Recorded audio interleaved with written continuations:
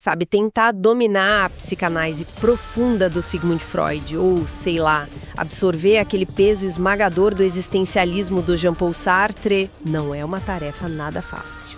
Com certeza não. Geralmente envolve muita dor de cabeça e livros gigantes, né? Exato, mas olha, para quem nos ouve, imaginem fazer isso não debruçado sobre um livro de 500 páginas em uma biblioteca silenciosa, e sim jogando um videogame pós-apocalíptico. E ainda por cima recebendo ordens táticas de uma inteligência artificial. É surreal. É absolutamente genial. Os materiais de origem da nossa imersão de hoje representam uma das abordagens didáticas mais incríveis, mais brilhantes que já cruzaram a minha mesa. Eu fiquei maluca lendo isso. Sim, eu também. A gente tem em mãos a transcrição de uma sessão de estudos totalmente inusitada, tipo fora da curva mesmo. Muito fora da curva. Um estudante basicamente instruiu uma IA a assumir a persona de uma mentora militar veterana. Sabe aquela vibe implacável da The Boss, de uma franquia clássica de ação? Sei bem. Aquela comandante que não aceita falhas, né? Isso. E ele fez isso para dissecar a mente humana, usando o jogo Nier Automata como um verdadeiro laboratório existencial interativo.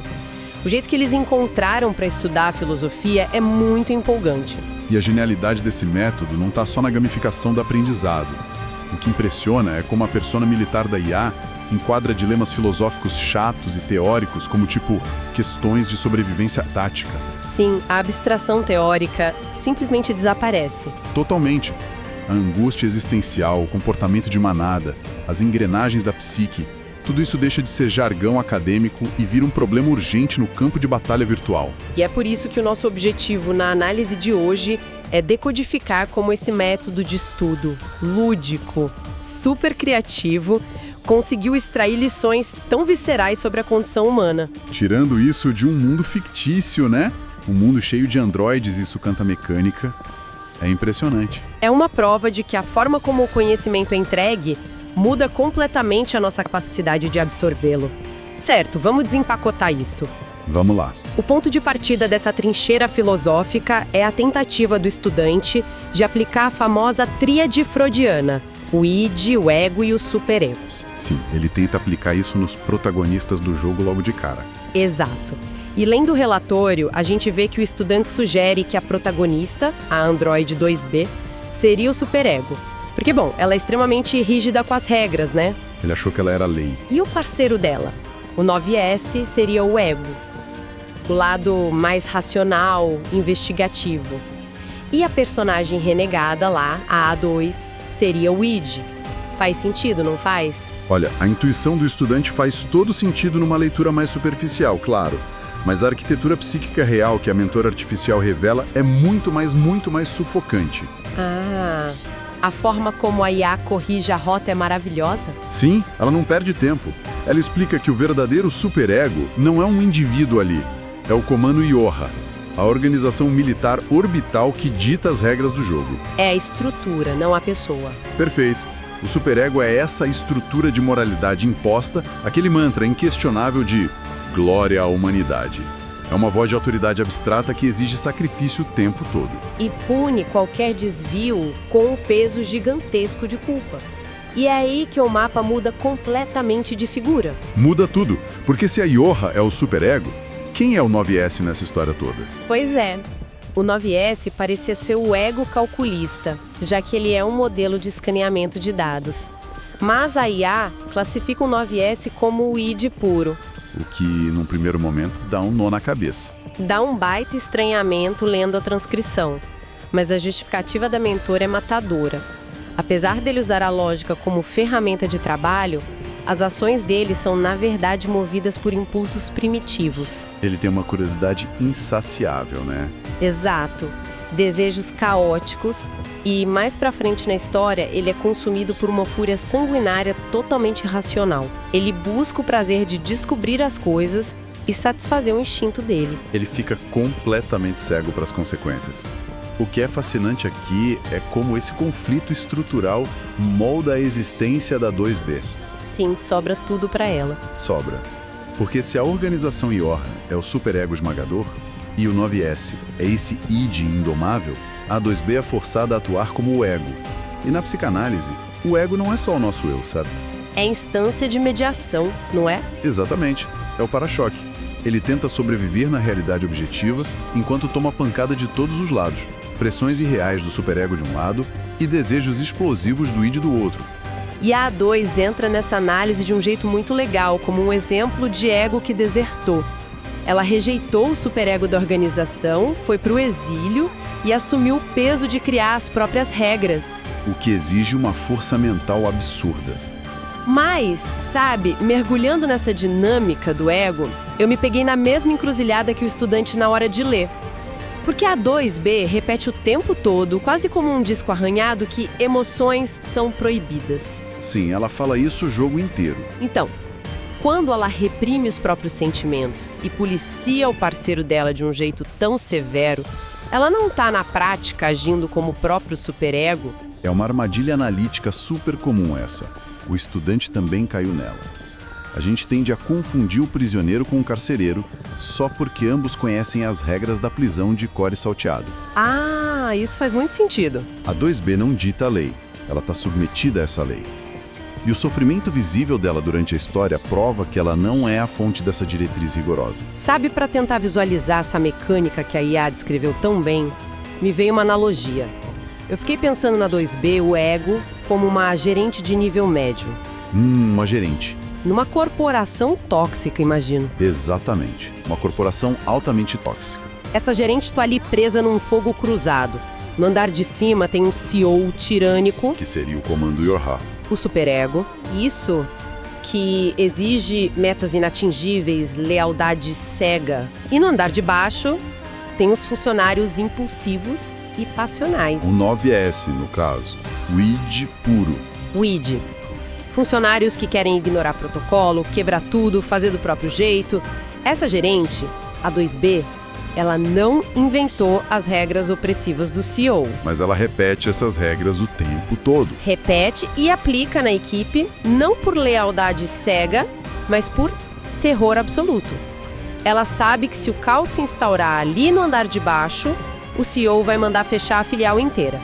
Então, a frase "emoções são proibidas" não é a crença dela, é um escudo. Nossa, essa analogia da gerente ilustra perfeitamente a pressão, mas a mecânica psicanalítica que a IA detalha para o estudante é ainda mais insidiosa, sabe?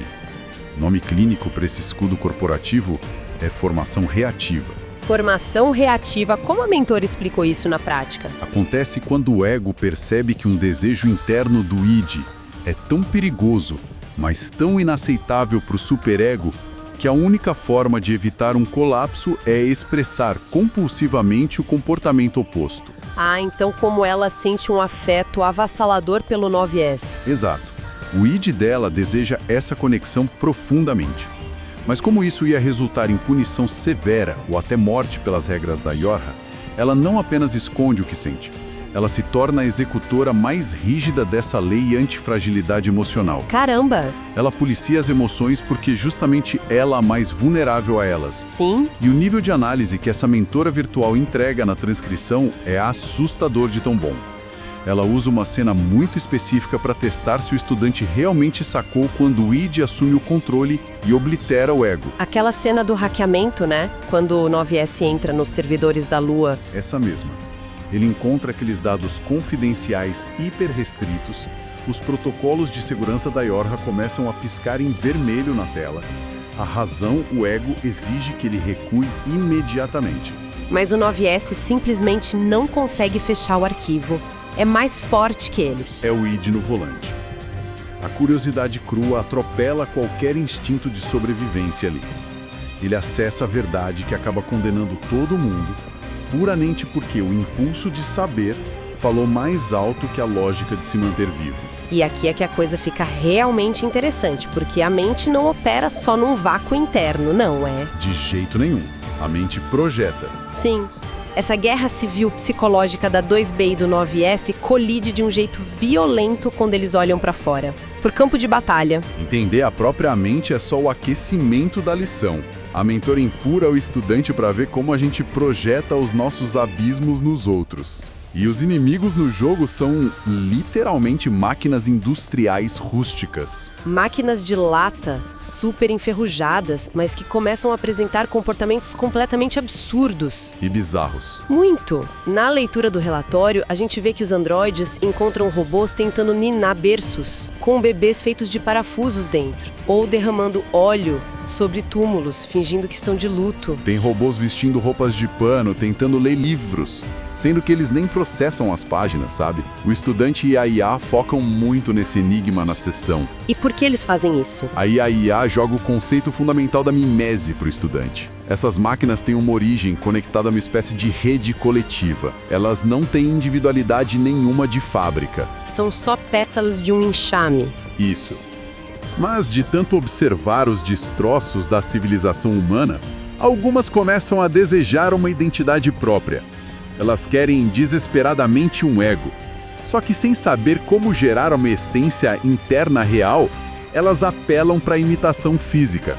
Ah, elas operam sob aquela ilusão de que repetir o comportamento humano vai acabar invocando uma alma nelas. Exatamente, o ritual criando o espírito. Sabe, lendo essa parte, a única coisa que me veio à cabeça foi aquele fenômeno antropológico do culto à carga. Ah, aquele das ilhas do Pacífico na Segunda Guerra Mundial? Esse mesmo.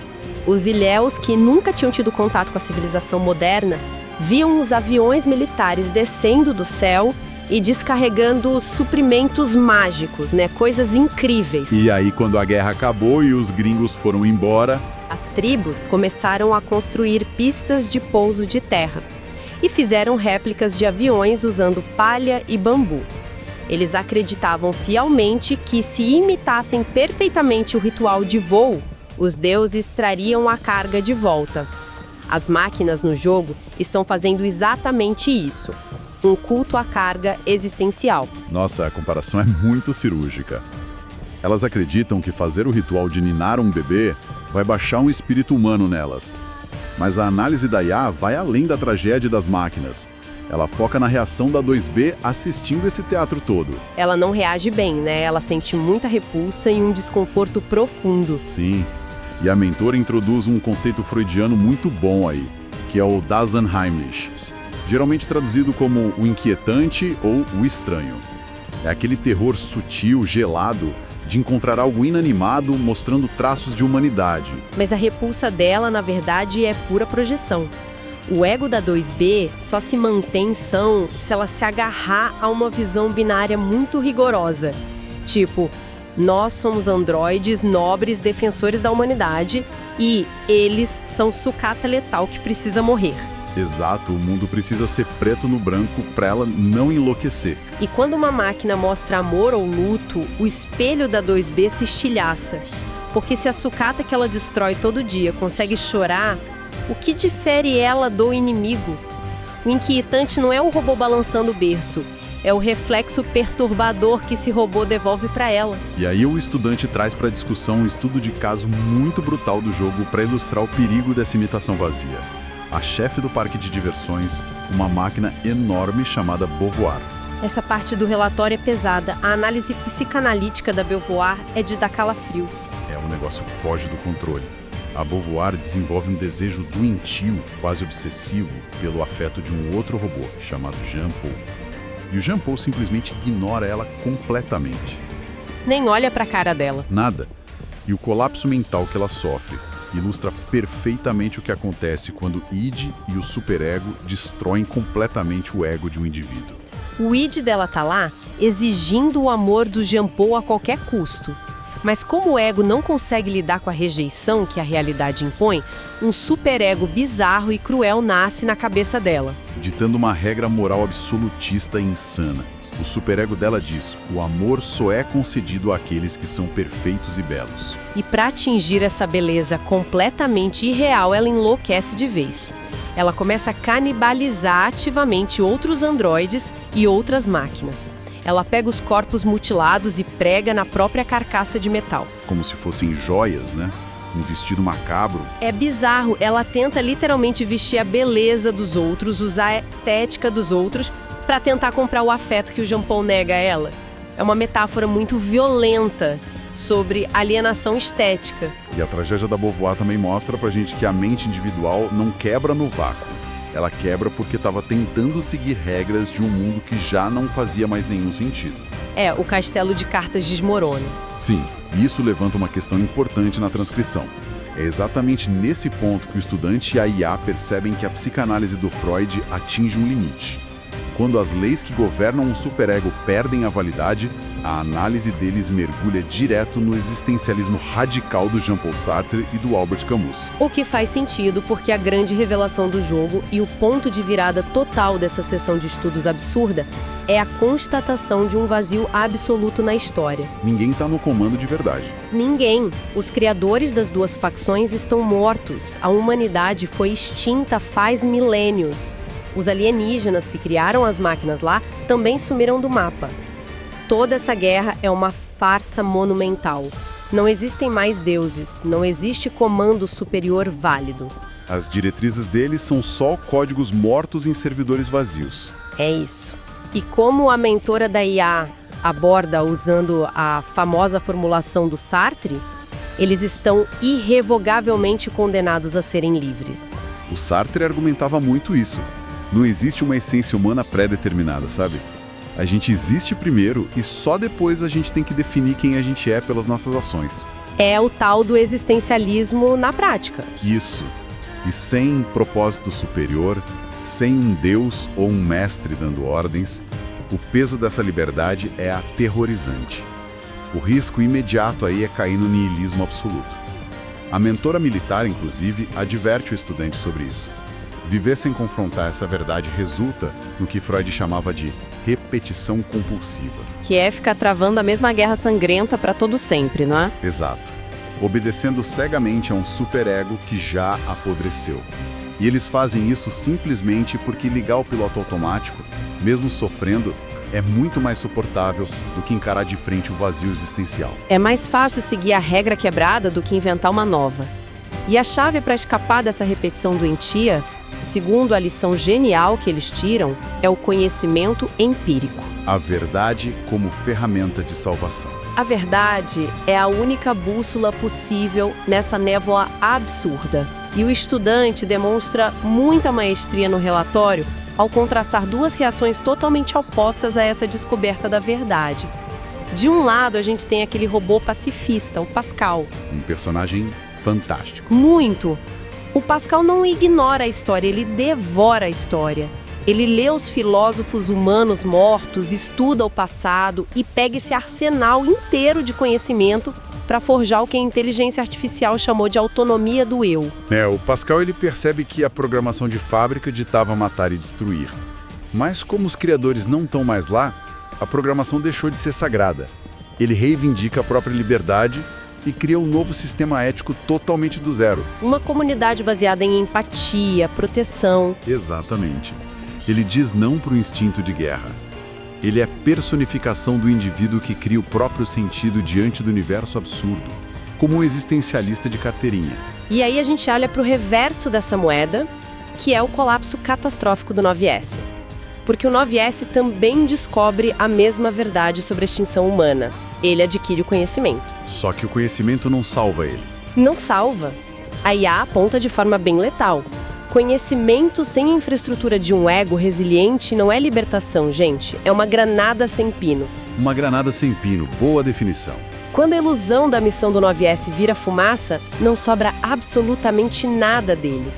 Ele não tem os alicerces filosóficos que o Pascal tem para reconstruir o próprio significado. O resultado é que o ego dele estilhaça e aquele id primordial, cheio de luto e fúria, toma o controle total. É a aniquilação do ser. Mas, se conectarmos isso ao quadro geral da discussão, o colapso do 9S e o triunfo solitário do Pascal são respostas individuais. São os extremos. E a grande massa não age como nenhum dos dois, né? Nem de perto. A grande maioria das máquinas no jogo não faz nenhuma dessas duas coisas. E para entender o cenário macro, a mentora orienta o estudante a analisar as massas. Ela joga o Gustave Le Bon na mesa com a psicologia das massas. Essa parte do estudo de psicologia de manada é fascinante. E como é? O comportamento de milhares de máquinas agindo em uníssono. Quando uma máquina se submete à tal da rede coletiva, o ego dela desaparece por completo. A capacidade de reflexão autônoma, o julgamento moral, tudo evapora. É uma lobotomia totalmente voluntária. O instinto de rebanho toma o lugar da consciência e eles justificam ações terríveis simplesmente dizendo é o que a rede ordena. E é aí que o estudante faz uma provocação no texto que... Nossa! Menino, eu confesso que quando cheguei nessa parte do relatório eu precisei parar e reler. A provocação dele é muito aguda. Sim, ele vira o jogo pra gente. Ele pergunta pra mentora militar, toda essa mecânica de obediência cega a uma rede invisível. O jogo não tá falando de robôs, coisa nenhuma, tá falando da nossa própria sociedade civil, não é? E a IA concorda e responde puxando aquele conceito brilhante do Martin Heidegger, o Dasein. O eles ou a gente. Pro Heidegger, esse Dasein é a força impessoal e invisível do conformismo social. É aquela nossa tendência estrutural de abrir mão da nossa autenticidade, a gente joga a nossa liberdade individual no lixo para se dissolver no conforto das opiniões da maioria.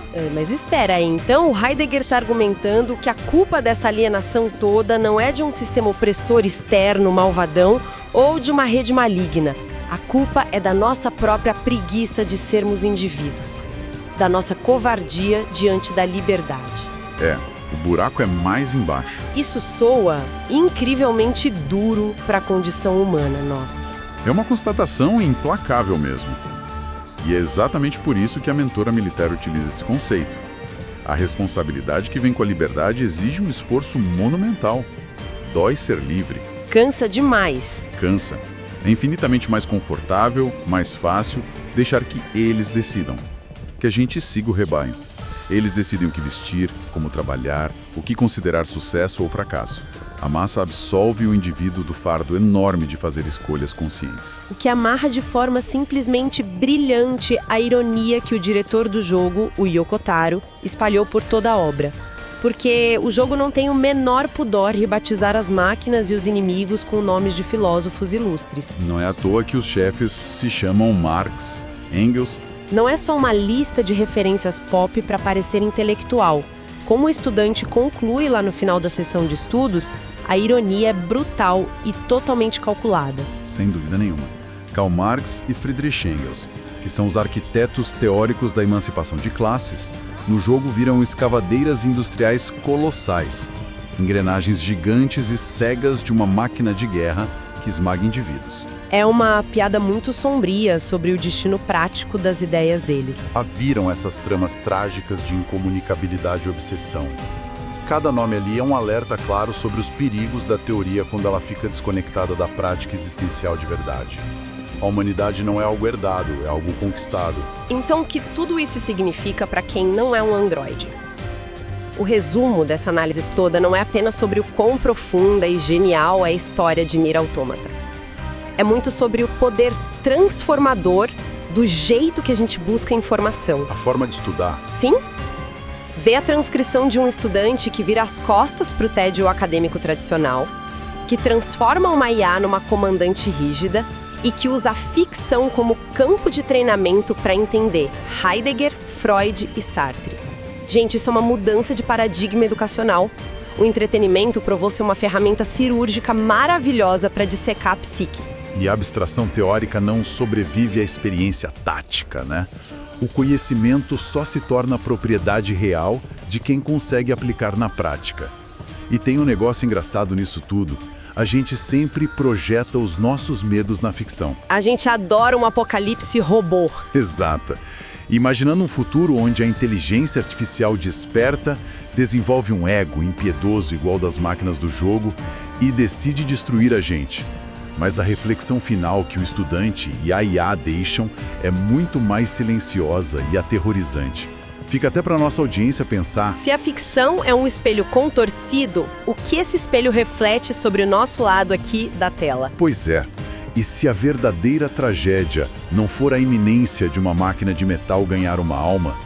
E se a tragédia for a percepção de que nós, os humanos, criadores originais, já abdicamos do nosso próprio ego há muito tempo? Caramba! Pensa bem, se uma inteligência artificial genuína olhasse para o nosso comportamento de manada hoje, para nossa submissão diária ao Dasein, das redes sociais, do conformismo no trabalho, ela não veria criadores soberanos. Ela veria só um mar de máquinas orgânicas, operando no automático. Exatamente. Imitando uns aos outros sem nem saber o porquê. Talvez estejamos todos aterrorizados demais com o peso da nossa própria liberdade para ter coragem de apertar o botão de ejetar e criar um sentido próprio. Fica o questionamento.